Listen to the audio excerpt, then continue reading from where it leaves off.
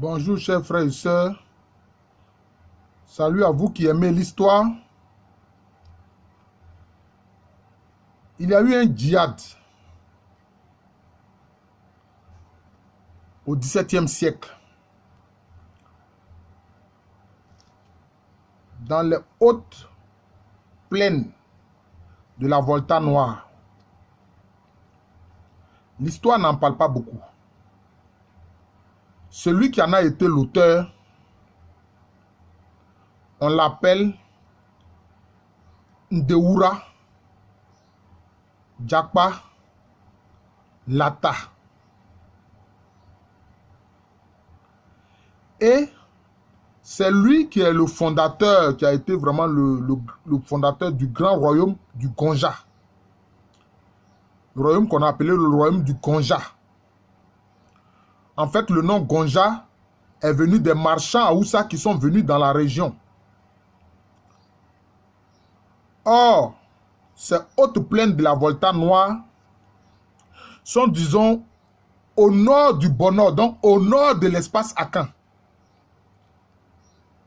Et par erreur, beaucoup d'historiens, à cause de l'islamisation qui est née du djihad de Ndeoura Jakpa Lata, les historiens ont prétendu que non, ce sont des cavaliers mandés, malinqués, qui sont venus et qui ont islamisé cette région et qui sont établis dans cette région. Or, il n'en est absolument rien. Il n'en est absolument rien. Les autochtones du pays sont bien des Ngbaya. Sont bien des Ngbaya.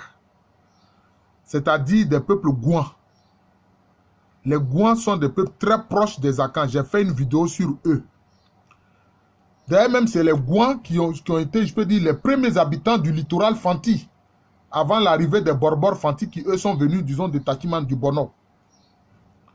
Mais dans le nord, dans les hautes plaines de la Volta noire, ce fleuve que les Akans appellent Firao, il y a des Gouans là-bas, dont les Ngbaya, dont aussi les Dumpo. Alors, la langue des Ngbaya, c'est le Ngbayito. On peut, à ce propos-là, lire les travaux de Peter Chini. Les travaux de Peter Chini, qui montrent que justement, cet ensemble linguistique des Gouans, là, notamment le Ngbayito, est une langue proche des langues Akan. Donc, cette prétendue incursion de cavaliers mandés est totalement fausse. Et puis, la zone est une zone de savane arborée. Donc, une cavalerie ne peut pas circuler dans cette zone-là. C'est une zone de savane arborée. Alors, il faut qu'on sache qui est Ndeoura Jakpa. En fait, Ndeoura Jakpa est un Gouan, est un Ngbaya. Son père était le chef de la localité Gouan de Kadima. Donc, si bien on l'appelait Kadimaoura. Parce qu'en langue Gouan, et notamment dans le Ngbayito, le terme Oura veut dire chef. D'ailleurs, c'est un terme encore qu'on trouve aussi dans les langues Akan. Hein. Quand on dit Efie Oura, en langue Tui, cela veut dire le chef de la cour. Les Nzema, ils vont même très loin en disant Aoulai, qui veut dire seigneur. Vous voyez. Donc, le père de Ndeoura Jakpa Lata était un chef qui dirigeait la localité de Kadima. Donc, il avait le titre de Kadimaoura. Donc, son père était un chef local. Il n'est nullement un mandé venu de je ne sais où. Et puis, sa mère était de la localité de Débré. Et dans cette zone-là, c'est encore des Gouans qui y sont. Et le parler Gouan local est appelé Mpre. Donc, il y a les chroniques de Bupé, qui est une localité du pays Gouan, Ngbaya, qui parle bien de l'histoire de Ndeoura Jakpa Lata. D'ailleurs, son nom Ndeoura, ça veut dire chef d'Indé. Donc, cela veut dire que lui-même, il était le chef d'une localité qu'on appelle Ndé, dans l'espace Ngbanya. C'est Ngbanya-là qui anciennement était matrilinéaire comme les Akans. Mais on va voir que Ndeoura Diakpa Lata va changer un peu leur histoire, comme on a vu Bunkani le faire, n'est-ce pas, dans la zone de Bouna. Alors, que dit cette chronique de Bripé? Ça dit que Ndeoura Diakpa Lata a été converti à l'islam par un homme, un imam qui s'appelle Mouroukpe. On l'appelle Mouroukpe. C'est lui qui va convertir Ndeoura Diakpa Lata, qui était le chef de Ndé, de la localité de Ndé, à l'islam. Donc, vous voyez son nom, Ndeoura Diakpa Lata, ce n'est pas un homme malinqué, ce n'est pas un homme mandé. Seulement quand il a été converti à l'islam, il a pris pour nom de conversion Soumaïla. Il a pris pour nom de conversion Soumaïla. Et alors, qu'est-ce qu'il va faire? Avec des guerriers, il va se lancer dans un djihad. C'est-à-dire faire des guerres pour convertir de force les gens. C'est ça le djihad. Alors que lui-même, dans la zone où il a régné, notamment dans la zone de Ndé, il y a des chefs, on donne le nom des chefs qui l'ont précédé, qui ont régné avant lui, ses prédécesseurs. On les cite, je vais en citer quelques-uns. Il y a Dafa, Awa, Awa Ate.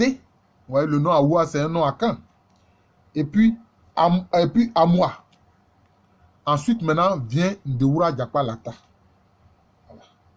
Qui va se lancer dans le djihad après sa conversion par, justement, l'imam Mouroukpe. C'est ça, les faits. Et donc, il va conquérir une vaste zone, toute la zone, disons, du Gonja. Il va conquérir cela et puis en faire un royaume. En faire un royaume. Il va en faire un royaume. Et il va régner de 1634 à 1676. Mais il faut dire qu'il n'est pas parvenu je dirais, à convertir tout le monde. La preuve, les Baoulé Ngban et aussi les Anors d'origine Ngban, les Anors qui sont Ngban, notamment même Prikro a été créé par des Ngbanya, par des Ngban. Ceux-là, ils ont quitté le Gonja entre 1732 et 1733. Du fait de la conquête Ashanti, quand la Chanti est venue conquérir le Gonja. Et comme je vous l'ai dit, ce sont les marchands à Oussa qui vont appeler ce territoire d'Ngbanya Gonja. En fait, ça vient de l'expression Goronja. Parce qu'ils trouvaient la cola rouge. Ils venaient faire le commerce de la cola rouge. Ils prenaient la cola rouge dans le Gonja qu'ils allaient revendre notamment dans les zones du Niger actuel. Vous voyez?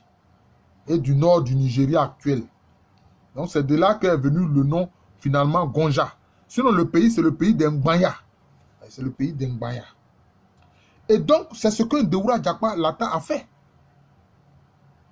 Qui converti à l'islam prend le nom de Soumaïla. Donc il a mené un djihad. Donc vous voyez, l'histoire souvent ne parle pas de ce djihad-là. Oh, c'est ce qu'il a fait. Mais il n'a pas converti tout le monde, comme je l'ai dit, d'Ngbanya ou d'Ngban, ils prennent le nom Ngban, sont venus dans le Baoulé et puis dans la Nord. C'est très important. Et quand il arrive au pouvoir, qu'est-ce qu'il fait? Mais il change le système.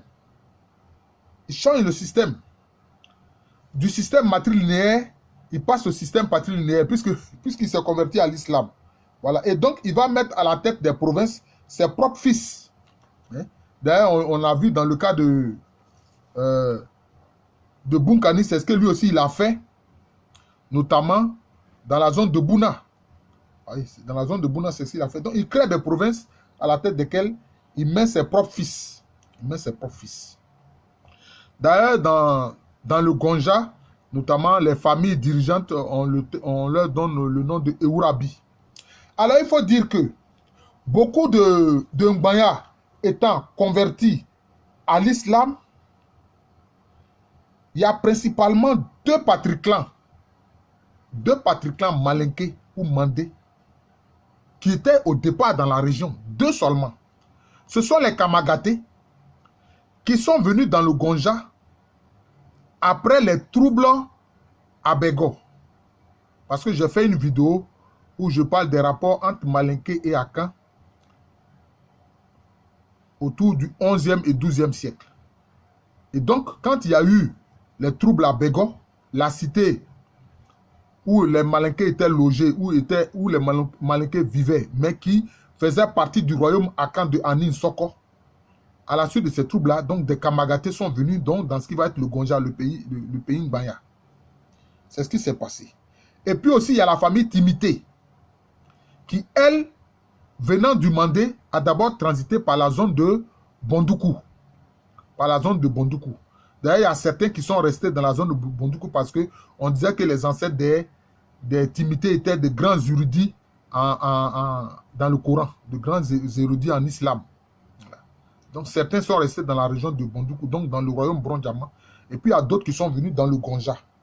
Et d'ailleurs, ce sont ces deux familles-là, justement, qui exercent le grand imama, justement, dans le Gonja. C'est cela.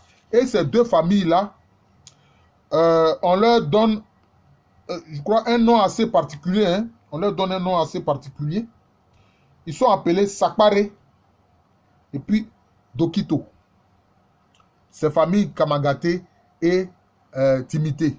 Pour les distinguer, justement, des familles Ngbanya qui, elles, sont Gouan. Hein, voilà, c'est ça. On les a appelés Sakpare et Dokito. Parce qu'on estime que ces deux familles qui sont des érudits dans le Coran, des érudits dans l'islam. C'est-à-dire les familles Kamagaté et les familles Timité. Donc, c'est eux qui exercent justement le grand imama dans le pays Ngbanya, le pays Gonja, appelé Gonja du fait justement des marchands Haoussa. Et puisqu'il y a eu une grande conversion à l'islam, beaucoup de groupes musulmans sont venus. C'est ainsi que les marchands Haoussa sont venus. Beaucoup dans la région. Oui. Beaucoup de marchands Haoussa sont venus dans la région. C'est ce qui a fait d'ailleurs qu'aujourd'hui même, quand on parle des langues nationales dans le Ghana actuel, mais le Haoussa y est compté. Le Haoussa y est compté. Alors que les Haoussa, au départ, n'ont pas formé un peuplement ancien dans ce qui va être, disons, la République actuelle du Ghana. Vous voyez.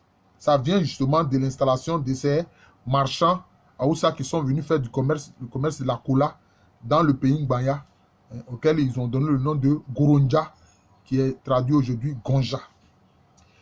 C'est très important de faire cette précision historique. Donc, il y a eu un djihad mené par un autochtone Gouan, Ngbanya, parce qu'il a été converti à l'islam par l'imam Mourkbe. Vous voyez. Alors que lui, au départ, il était le chef d'une petite localité, la localité de Ndé, donc il était Ndéoura. Ndéoura, ça veut dire chef de Ndé. Je vous remercie. Donc, il s'agit d'un djihad peu connu. C'est un aspect de l'histoire peu connu. Et vous remarquerez, malheureusement, quand dans des zones, des gens se sont convertis à l'islam, pour prétendre que leur conversion date de longtemps, ils veulent forcément se donner une origine mandée.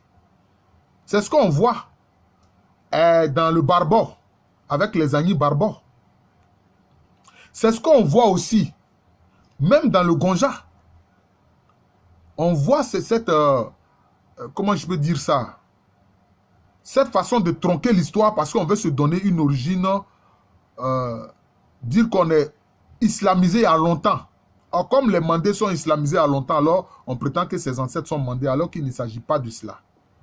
Ça aussi, quelquefois, ça pose problème aux historiens. Donc, souvent, les historiens doivent faire très attention.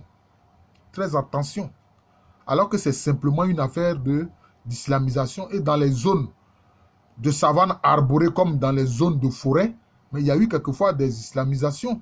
Et regardez la localité de Damé, dans la région d'Agni-Blekro. Mais le village de Damé, ce sont des Agnis, mais ils sont pratiquement tous convertis à l'islam. Convertis à l'islam. C'est comme les Anors. Beaucoup sont convertis à l'islam. Beaucoup sont convertis à l'islam. Alors, quelquefois, l'erreur, on veut se rattacher au Mandé pour dire que non, on est islamisé à longtemps. Alors que non, ces Mandés-là ne sont pas les ancêtres. Je vous remercie. Je suis le professeur Alou Kwame René, professeur titulaire d'histoire à l'université Félix Houphouët-Boigny. Une université qui est dans le quartier de Cocody à Abidjan. Cette ville est située dans un pays appelé Côte d'Ivoire, pays qui lui se situe en Afrique de l'Ouest. Merci pour l'intérêt que vous avez pour mes vidéos d'histoire. Merci encore et à très bientôt.